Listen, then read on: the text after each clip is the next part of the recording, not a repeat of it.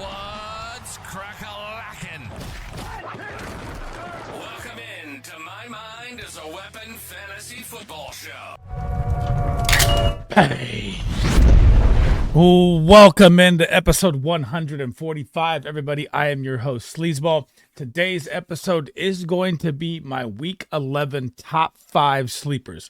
Now, these are for deeper leagues, more competitive leagues. These are players that are outside the top 40 at their position each. So I'm going to give you one quarterback, one running back, one wide receiver, one tight end. And I'm not going to give you like a superstar player that's been hurt or a superstar name, you know, like Jalen Waddle or something that's outside the top 40. These are going to be actual true sleeper guys. So before we dive into it here, make sure you hit that thumbs up. Make sure you smash that subscription. Turn that bell on. I will be live tomorrow, 2 hours before kickoff, going over every single question you guys have. A straight stardom sit-up stream to help you guys out. And if you guys can't make any of the live streams this weekend, I'll be live all weekend as well. You can drop any comment you want down below. My goal is to answer every single one of them. It does not have to pertain to this video. And guys, the trade deadline in most leagues is this week. So if you have any trade questions, anything like that, fire away. I will answer every single one of them. And if you want to check out all my rankings, those are all done already. And if you also want to check out my smash start play, so 8 players, I think they're going to score 20 points each that are outside the top 10 at their position. That video just dropped before. And let's dive into these sleeper guys and see if we can find one. So guys, my first sleeper play of the week, and at quarterback, it is hard to go outside the top 40 overall, so this will be the only position that is not. So my sleeper play of the week for quarterback is going to be Drake May. Now, I know Drake May had 3 tough stretch right here. He played the New York Jets, the Tennessee Titans, and the Chicago Bears, 3 of the top defenses versus the quarterback, so he really didn't break out even with his rushing upside. But if you look at the matchups before between Houston and Jacksonville, he dropped 20 points in each of those games. Now he finally gets some room to breathe here with the LA Rams defense. Now I know the Rams just played the Miami Dolphins on Monday Night Football. Very tough. I get all of that. They shut down Tyreek pretty much as a touchdown. Waddle had a decent day. Tua didn't do much. It was just one of those ugly games. I don't think it was really like the Rams defense was lights out. It was just one of those weird Monday night games. So in this game, you're going to get the LA Rams, who are 15th versus the quarterback, giving up 15.5 points, 241 pass yards they allow per game, which is bottom 15 in the NFL right there. And they allow 1.8 passing touchdowns, which is bottom 3. So these are things you have to look at here. Not just the fact that he has the rushing upside. So, you know, he's rushed for 233 yards on the year. Jalen Polk came back off his injury. You're starting to see Keyshawn Boutte out there a little more. And you're going to have finally some room to breathe with the offensive line. You're not going up against the top stout defenses of the Jets, the Titans, and the Chicago Bears here. And I honestly think that Drake May is going to be like a 17 to 18 possible 20-point play this week. And it's like people are forgetting that he has the rushing upside from North Carolina. The guy rushed for massive amounts of yards. So he is going to be my sleeper play quarterback of the week that I like a lot. Well, I wouldn't say a lot more. I'd say more than most quarterbacks that I like this week. Here we go into my running back here. My sleeper running back of the week that is outside the top 40 overall is going to be Zamir White. So I know you had Antonio Pierce go. We're going to get him more involved. So he really wasn't involved. He only had 11% of the snaps, but he did find his first touchdown. You saw, Alexander Madison take him down. Then you saw Zamir White punch it in. So only averaging 4.1 points on the year. Hasn't really had the starting gig after week 1 and week 2, which he played the 2 top run defenses in the NFL back-to-back and got benched after that. So that's crazy to me. So he's RB66, 60 attempts, 174 yards, 6 receptions, 30 yards to go as well with the rushing there. So now when you're looking at this, the Raiders season is done. And it's like people forget that last year, over the last 4 weeks of the stretch of the fantasy football season down the stretch, Zamir White was a top 10 running back at RB9 overall. So I'm expecting them to come out of this bye here versus Miami. I'm expecting to see a little more usage from Zamir here. And this is a guy that you should be stashing, possibly pick up on your waiver wire if he's there, because you could start to see him getting this job here down the stretch because the Raiders season is pretty much done. And we all know what Alexander Madison is not really a 3-down back. So, and the plus side, say he comes out and is the starting running back in this game. You get the Miami Dolphins, who are 22nd versus the running back, giving up 24.1 points per game. They rank 22nd in the red zone, giving up 7.4 points there. 100 rushing yards a game to the running back position alone. And they also give up 1.1 rushing touchdowns a game on the season. So even if he could get that goal line play, he could be a possible flex play. He could get that goal line TD, kind of like a Roshan Johnson status. But what if he comes out and sees more work than normal? And that's what I'm kind of predicting here. Like, he went from 70% snaps to 60 to 14 to 3 to 11. And the coaching staff is pumping this guy up, saying they're going to bring him back. This could be the time to snatch him. And this could be a possible deep flex play if you need it in fantasy football this week.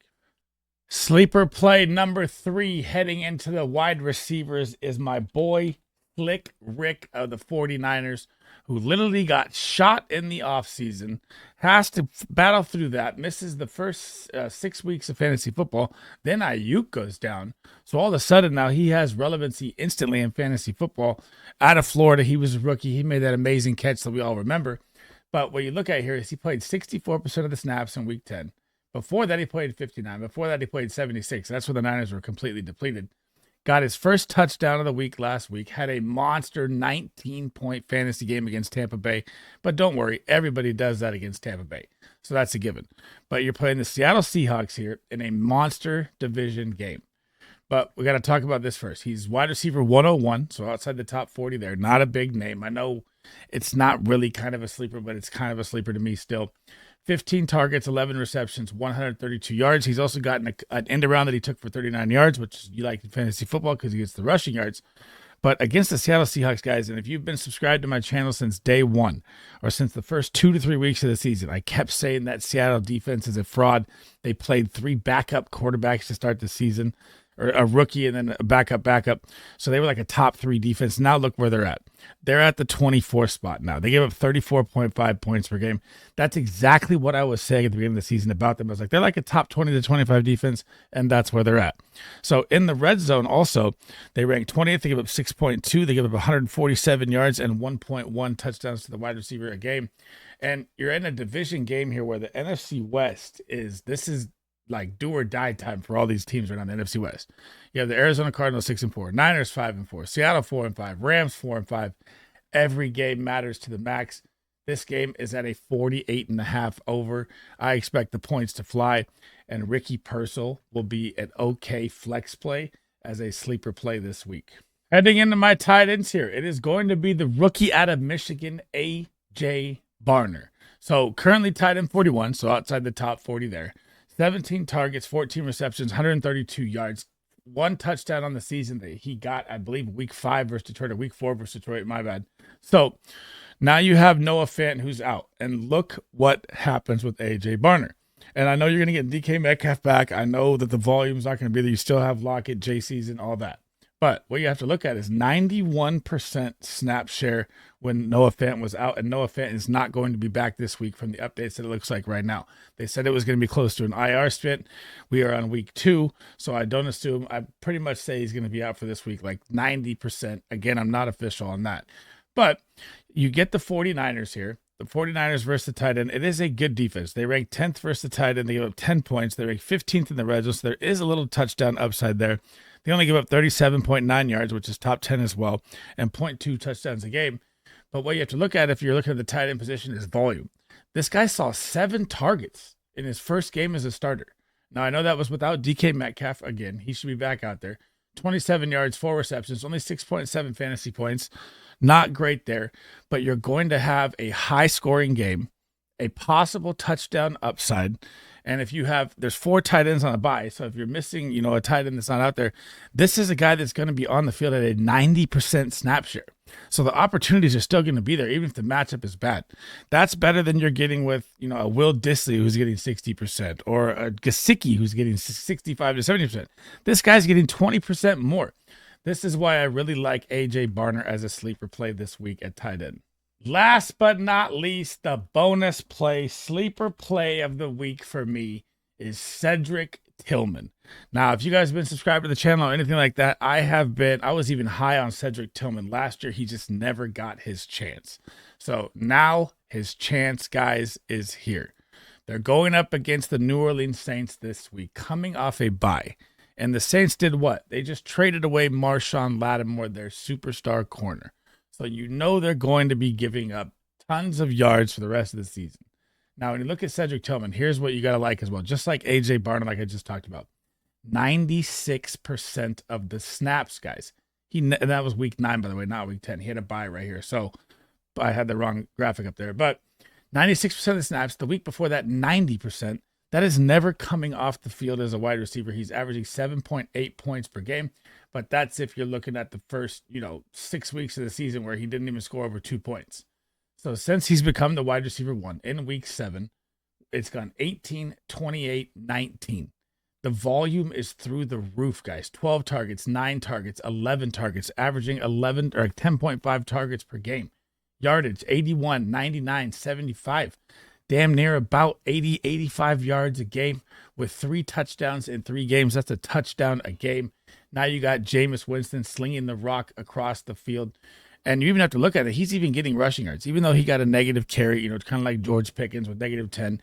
You have to like that they're even getting a rushing upside as well. So I absolutely love this as like a wide receiver 2 instant flex play, no matter what, with Cedric Tillman, because volume is king and the Browns are going to be slinging it all over the yard. And when you get the New Orleans Saints, here you go. They ranked 23rd versus the wide receiver, giving up 34.4. That was with Marshawn Lattimore. Now he's gone. So skew that number back a little bit. They're number 2 in the red zone. Marshawn Lattimore, one of the best lockdown corners in the red zone. Skew that number back a little bit. 170 yards per game they give up and 0.6 touchdowns. Like I said, they're very good in the red zone. So, now you have your superstar gone. I think Cedric Tillman is going to be an insane sleeper play this week that people are just overlooking. Hey. Thanks for rocking with me today, guys. That is the end of the episode. That is my top 5 sleepers, 4 sleepers at each position, and a bonus at the end. So 1 quarterback, 1 running back, 1 tight end, and then there's a bonus at the end, guys. Before we head out, make sure you smash that like. Make sure you smash that subscription. Turn that bell on. It helps me out a ton. I cannot thank you guys enough. You guys have been absolute goats this season, supporting me. It's been absolutely awesome. And then again, I'll be live tomorrow, I believe at 5 p.m. Eastern time for about 2 hours. Then I'll be hopping onto my guy Big Draft Energy show after that. So if you want to tune into both, absolutely amazing content on both sides, guys. And if you cannot make any of the shows, you can always drop any questions you have down below. Again, doesn't have to pertain to this. The trade deadline is coming. So fire any questions you guys have, and I'll try to get to them all. And my next videos tomorrow will be my start sits for every single matchup. So when we dive into that tomorrow, I'll do my red bar, yellow bar, green bar, all that for each game going into it, guys. So that's it for me today. SleezBall out. Hope to catch you guys in the next video.